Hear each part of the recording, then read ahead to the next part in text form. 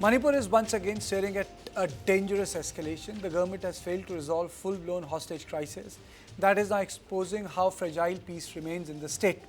Nearly 3 weeks after fresh clashes erupted between Kuki and Naga groups in Manipur's Kangpokpi and Senapati districts, 14 Kuki men are still being held captive by the Naga groups, and efforts to secure their release are now facing fierce resistance on the ground.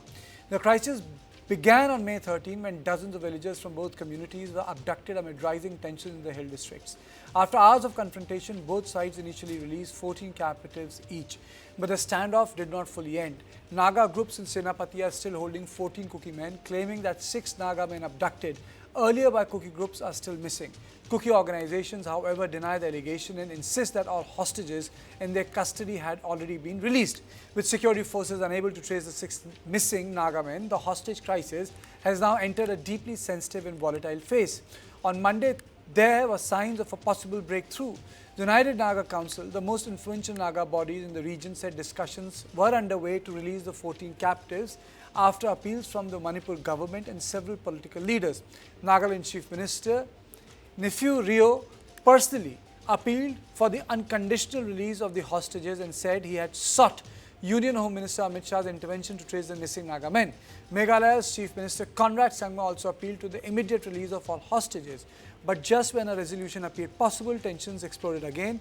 Several Naga groups reportedly opposed the release unless the 6 missing Naga men were first located. Angry crowds even attempted to storm the office of the United Naga Council in Senapati. Soon after the proposed release program was abruptly cancelled.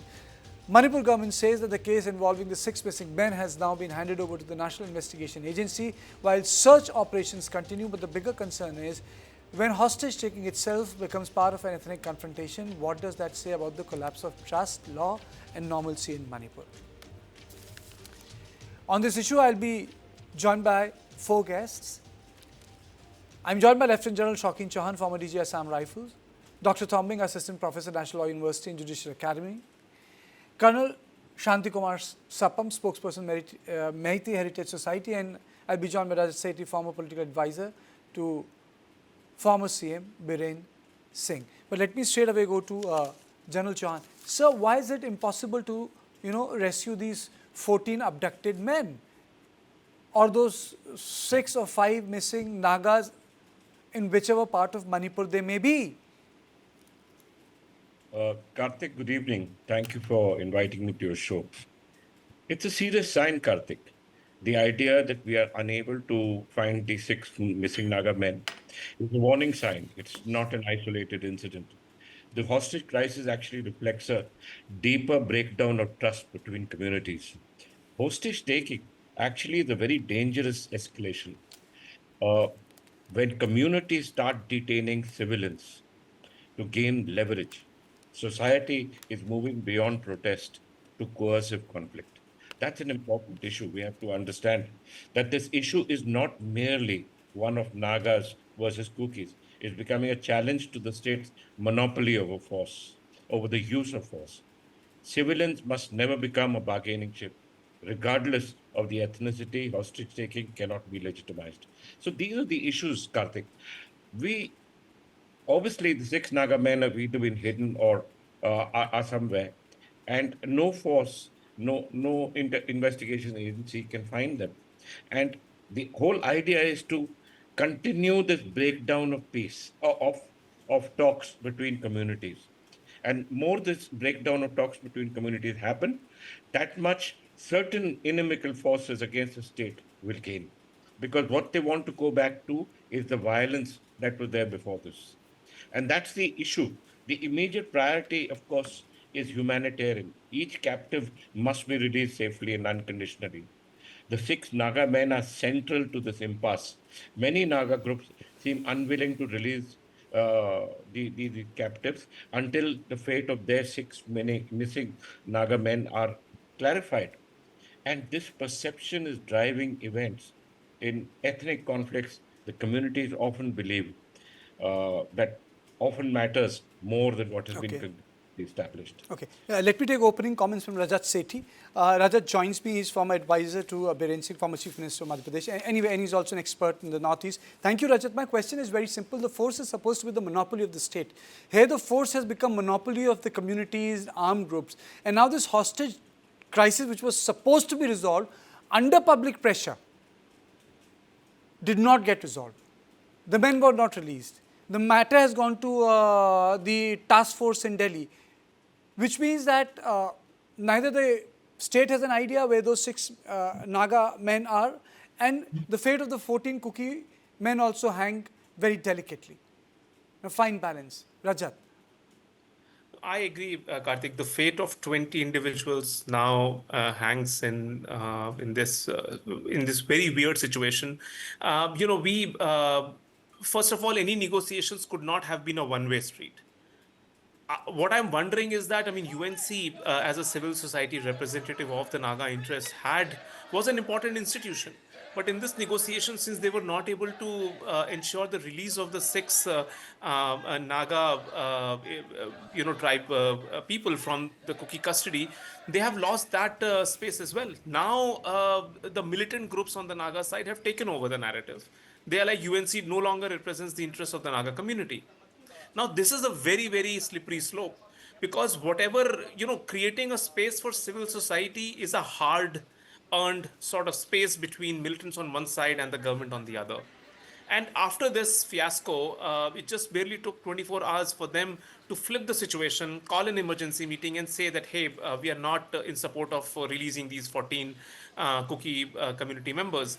Now we are back to square one. And God forbid, if anything happens to any one of these 20 lives, this state can go back to really, really dark days. I mean, the Naga insurgency, the greater Naga question, mixed together with the Kuki question, mixed together with the other historical questions around the Meitei Kuki issue, ongoing issue, all of this will become like a perfect storm. And I just feel that the authorities in Delhi should really take cognizance of this fast unraveling situation and treat this as a priority. I mean, if the home minister has to call in the warring groups, they have to. He has to first ensure that each of these 20 members is accounted for. No one is reading the right acts to them. They are saying that we will not release them.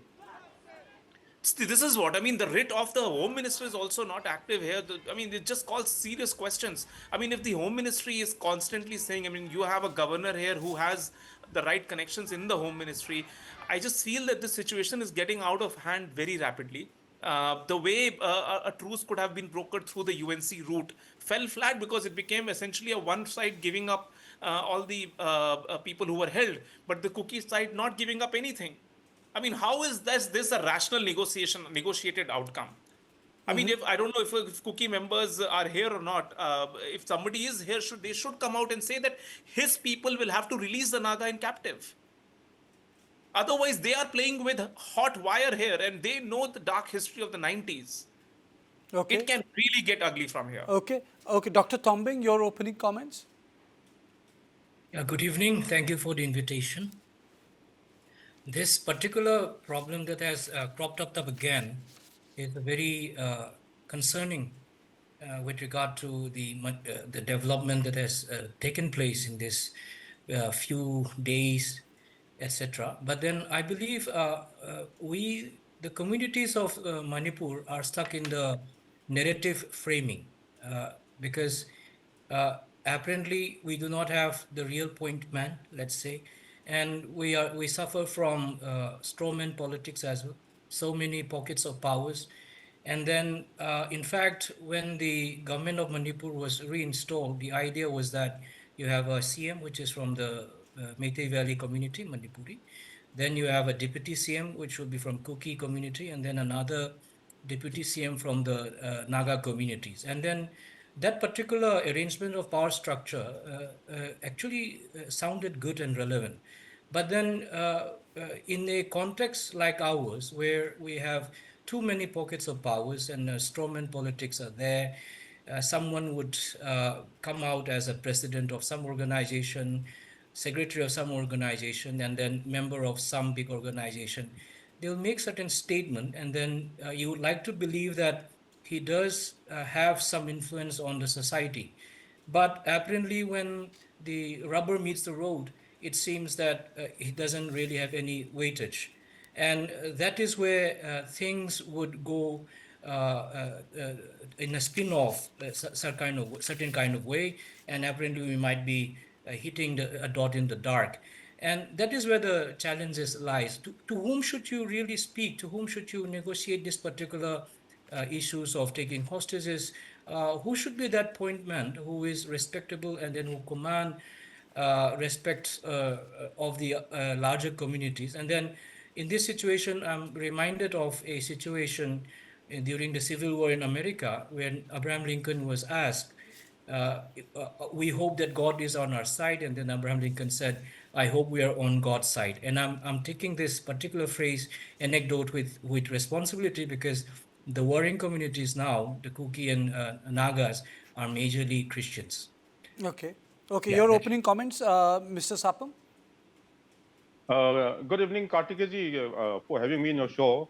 And my salute to my general and Dr. Tombing and Rajatji. Today's case, it reminds me of Kargil War.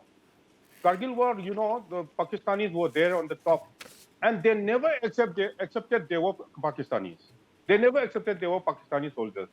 And the United States of America also never accepted that they were, you know, a Pakistani army. And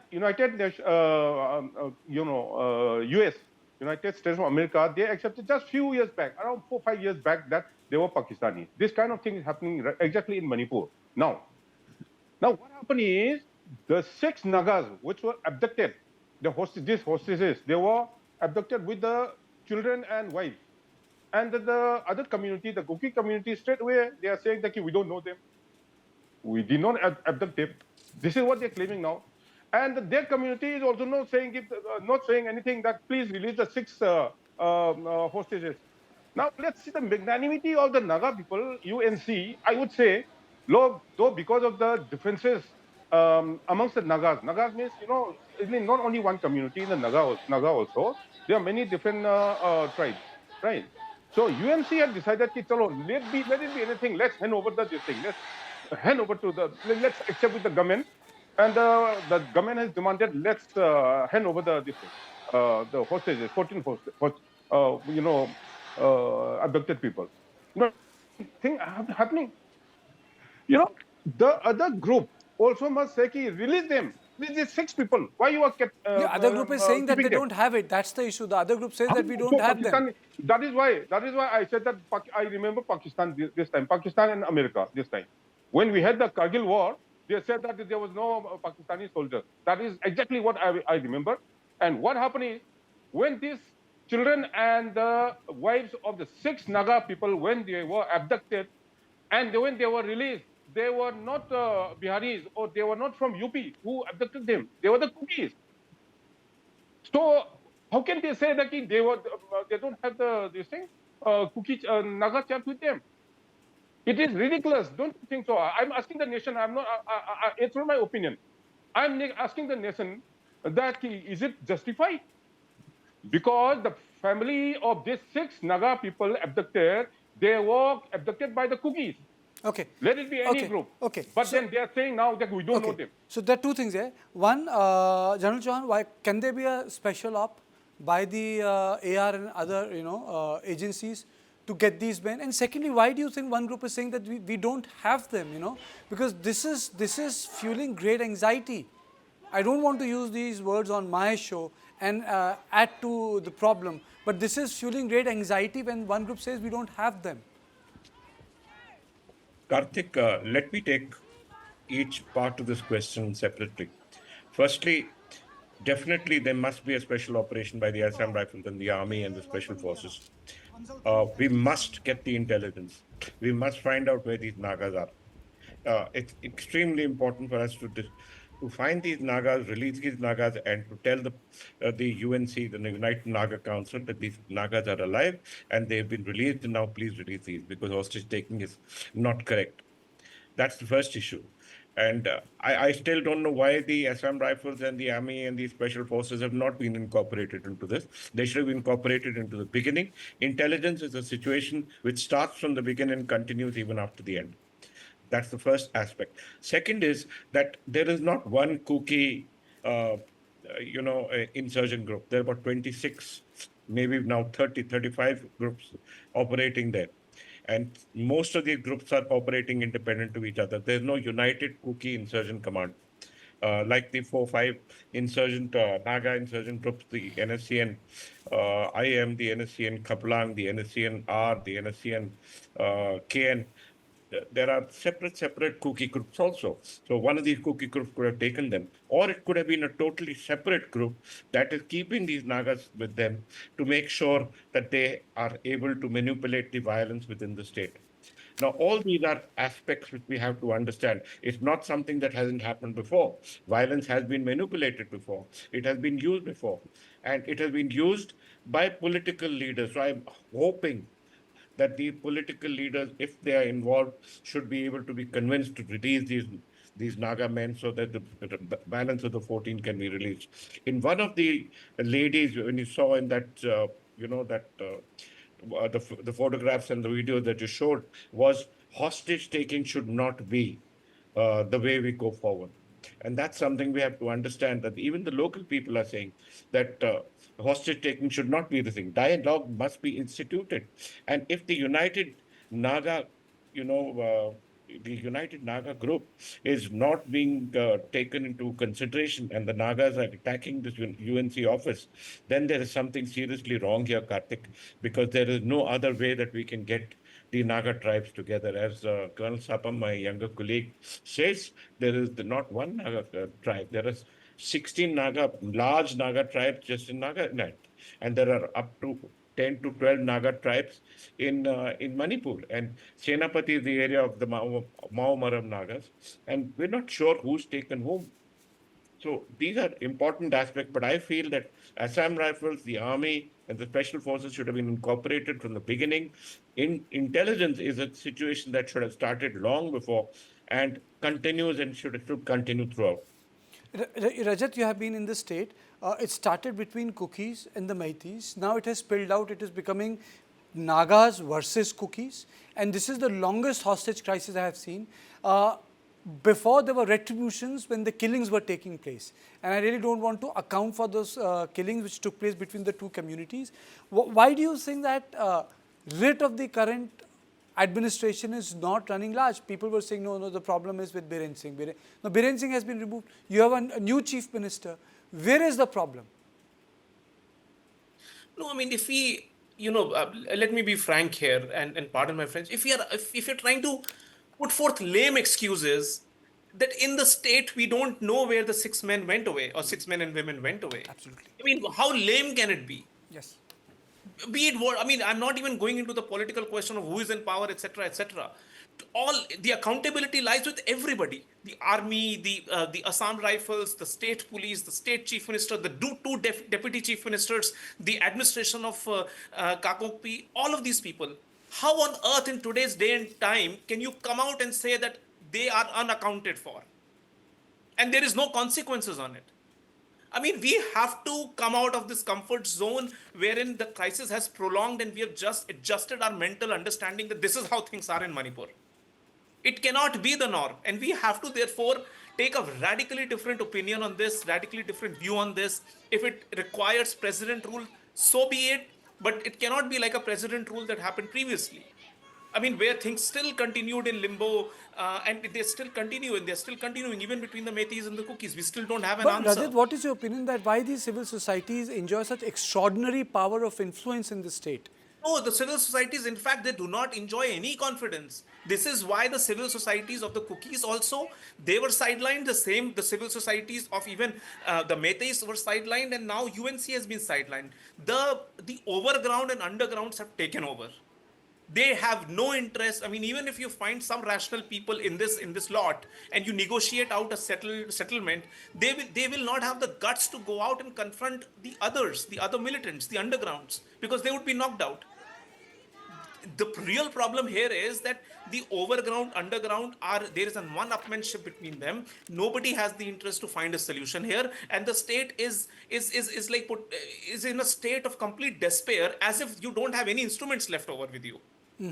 I mean, today, what would be the thought process here collectively of the Home Ministry, the Joint Secretary and the Additional Secretary in charge of this region? What has the Eastern Command thought about this? This is a growing crisis, and every single person knows that this has all the potential to spiral out into absolute mayhem. I mean, if one death is reported out of all these 20, it Yes. can result in absolutely uncontrolled damage. I didn't want to use the word. That is what I was actually No, but pointing that to. is If reality. I mean, we can't be putting एक head in the आदमी के sand बारे and में having an खबर आई तो ostrich. पूरे state में problem हो जाएगी. This will be an ostrich thing. We are digging our head in the sand, hoping that the troubled times is going to pass away. How will it pass away? Who is in the command right now? I mean, if the combing has to be done today, you have a chief minister, a deputy chief minister who controls Kangpokpi. A leaf cannot change over there without the knowledge of Nemcha Kipjen. You have to hold her accountable. Similarly, on the Naga side, you have a deputy chief minister, make him hold accountable. And I think in this current crisis, Nagas have walked the talk. They've said, yes, we will release. Only because now there is nothing from the Kuki side to come and barter out in this negotiated settlement, the talks have failed. I think Nagas did what they could do. What else do you have? Today, this is the sole responsibility. Fix it on Nemcha Kipchen. Find an answer through her, because it is her district. The UNC, the United Kuki, the other group that she controls over there, that group over there holds the entire region pretty well. They control the region. Yes. They know very well where these 6 individuals are. Absolutely. And they cannot come out with a lame statement that I don't know where they are. Absolutely. I'm just saying, I mean, I'm sorry to the brethren and the sisters out there. See, this is the matter of fact. Your state is going to the ruins. Your future is going to the ruins. Please take control of this. Somebody has to say it loud, because everybody is just covering up the story that yes, it is going to happen on its own. Suo moto kuch nahi hoga is state mein. Everybody has to come together. It has to be an all of the state and all of the country approach to Manipur. Absolutely. Dr. Tomme, I think that's a very powerful argument made by Rajat. Very powerful argument.